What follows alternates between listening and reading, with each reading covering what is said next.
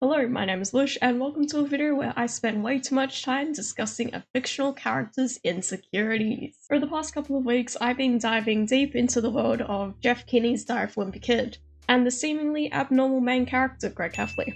You've probably heard of the Greg is a sociopath theory, but in case you haven't, here's a quick summary. Due to Greg's disregard of the emotions of others around him and his narcissistic tendencies that come up throughout the book, the Diary of a Wimpy Kid fanbase has come up with a theory that Greg might just be a sociopath. Whether or not Greg is actually a sociopath will probably remain unknown. However, there is some compelling evidence to support this theory. However, today's video isn't going to be about how Greg Heffley is a sociopath. In fact, it's the complete opposite. See, based on the research I've done into the life of Greg Heffley, I don't actually think he's a sociopath. In fact, I believe some of his behaviour can be explained by other external factors.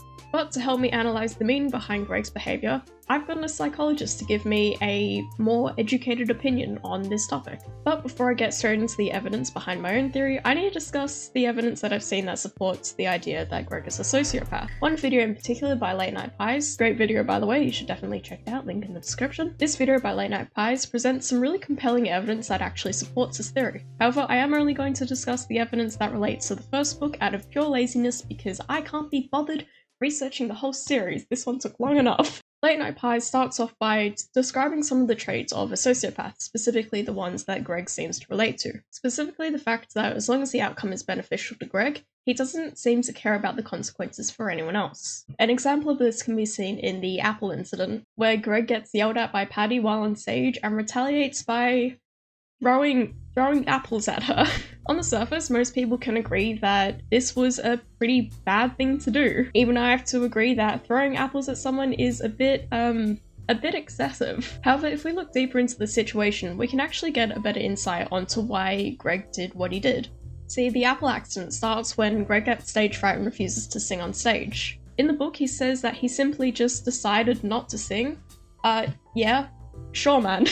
And as a result of this, Patty from backstage screeches at him and Greg responds with anger. And this is something that I can assume he learns from his father. See, earlier on in the book, Greg accidentally wakes up his dad by blasting music at 3 AM, and he's immediately grounded for 2 weeks for accidentally waking his dad up. So Greg responding to stress with anger is something that he's probably learned from a really young age. So the question here is, was this a disregard for the consequences of his actions, or was it a result from learned behaviour from his parents? As there is no way I can actually answer this question, this is what the psychologist had to say about the situation. The question that you asked was responding to stress with anger. Was it something that he picked up from his dad? Well, responses to feeling angry is a learned behaviour, so he very well could have picked it up from his dad. It also sounds like he was really frustrated about being in that situation in the first place, and so he was lashing out, basically. It sounds like it was a response to all of the stress that he was under. So the fact that he was on the stage in the first place, doing something that he was uncomfortable about doing, not being allowed to respond to it.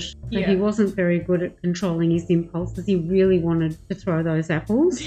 So I think it was more a combination of learning to respond to stress and being in the situation that he was in. Sounds like he was lashing out from all the frustration and feelings that he was feeling. He doesn't seem to have a appropriate way of responding to how he's feeling, and he's learnt to respond to how he's feeling with anger. Another incident mentioned in LateNightPies' video was the "Oops, I accidentally threw a ball at Rowley and now he's broken his arm." It's mentioned in the video that after this incident, Greg shows little to no remorse for the situation, and instead he tries to capitalize on Rowley's injury to gain popularity for himself. However, while I was doing my own research, I found that after Greg realized that Rowley was actually genuinely injured, he tries his best to cheer Rowley up by making funny faces and noises because apparently, according to Greg, that's what usually works. Over the next couple of days in the book, Rowley gains a decent amount of popularity due to his broken arm, and so Greg decides to get some of the popularity for himself by faking an injury.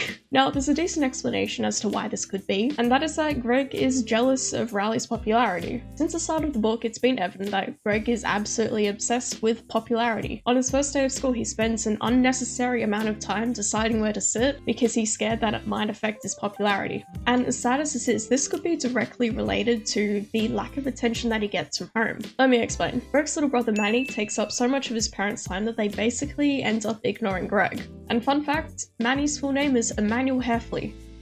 You're welcome. The imbalance between the amount of love that's given to each sibling can be seen at Christmas when they're all given their presents. Manny gets absolutely everything that he wants, including more stuff that he'll probably never use. Greg gets a picture of his relatives, along with a book that he gives to Rowley and a jumper that was meant to be donated to charity. I don't actually think Roderick got anything, but this lack of attention that Greg gets at home could be a reason why he's so attention-seeking at school. But this is what the psychologist had to say about the situation. So one of the categories of child abuse is neglect. And so it doesn't have to be not getting fed or not getting clothes. It can be emotional neglect. He would be desperate to be noticed. Sounds like he's just so desperate to get noticed that he'll do anything to get noticed. And also it sounds like he might be worried about his relationship with his only friend continuing because Rowley's getting lots of attention for being injured. So he wants that for himself.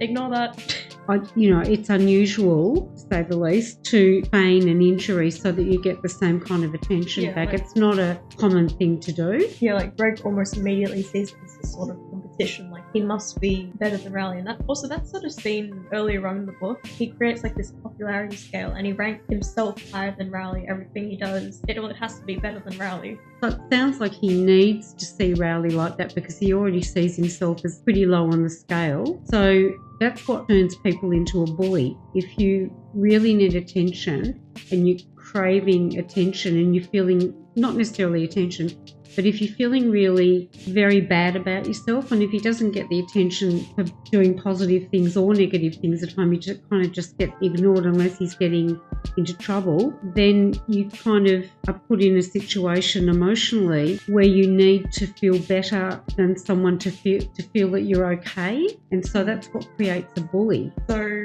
in the future books where Greg is older, do you think that he will have the potential to become a bully? I think he would. Yeah? Yeah. Okay, and for context, I you have haven't not read read any of the books. No. Also, you mentioned that the need for attention is a sign of narcissistic tendencies. It can be. So, like, what sort of separates him, in your mind, from being narcissistic? A narcissist only thinks of himself, and I've read in your summary that he does have the capacity to think about other people. Yeah. And a narcissist generally only thinks about situations that are going to benefit them. Yeah. He does show some form of empathy occasionally. Yeah. Yeah. Occasionally is good. Now, probably the most talked about scenario where Greg is a dick is probably the worm accident, where he gets mistaken for Rowley while terrorizing some kids around with a worm on a stick. But to be fair, he never actually states what he was doing with the worm on a stick, so who knows what happened. However, when Rowley ends up taking the blame for this, Greg asks his mum what to do about the situation. He manages to turn his mum's advice of do the right thing into, yeah, I'm just gonna let Rowley deal with this. And while this is genuinely a really shitty thing to do, there is a reasonable explanation why Greg did this. Greg is 11. Greg is an 11-year-old child. And not only are 11-year-olds absolute asses, but I know for a fact that 11-year-olds, when confronted with possible punishments and consequences for their actions, they will lie and say anything to get out of that situation. So I don't think anyone can expect an 11-year-old to turn themselves into the principal for terrorizing kids with a worm. The fact that Greg actually went and asked his mum about what to do about the situation, risking being in trouble and receiving punishment for his actions, this proves that he does in fact feel guilty about the situation and that he's unsure of whether or not to actually face what he did and get Rowley out of trouble for something that Rowley didn't do. So it's not unusual for a kid of 10 or 11 to be so frightened of getting into trouble that they pretend they didn't do it. Yeah. An interesting thing that he did do though is that he actually confided in his mum about the incident.